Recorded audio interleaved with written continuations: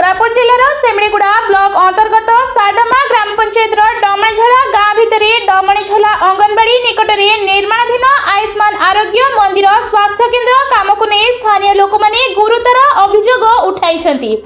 लोकमानक कहवा अनुसार यह निर्माण कामजंत्री उपस्थिति बिना चली फल कामर गुणमान सुरक्षा और सठिक निरीक्षण नहीं गाँ लोकों मन में प्रश्न यह तदंत करी कार्य अनुष्ठान नेबाकू जिला प्रशासन अधिकारी अपेक्षा और चिंता सृष्टि होइछि। स्थानीय लोक माने मत प्रकाश करिसेंती एभली गुरुत्वपूर्ण स्वास्थ्य केन्द्र निर्माण जंत्री निरीक्षण बिना करा उचित नुहे। काम यथार्थ भाव हेउछि कि नुहे ता प्रति प्रश्न चिन्ह उठाइछंती गाँ लोके।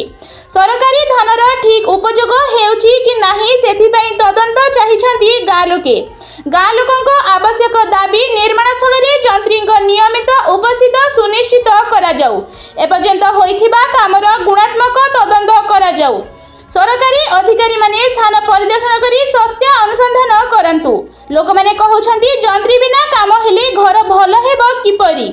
आमर नूतन स्वास्थ्य केन्द्र भल और दृढ़ हेबाकू आमे चाहुछु। गाँ लोक अपेक्षा करुछंती सरकार एही अभियोग को गुरुत्वर सहित नहीं शीघ्र पदक्षेप ग्रहण करंतु। पटांगीरू दिलीप खरांक रिपोर्ट संघर्ष टीवी।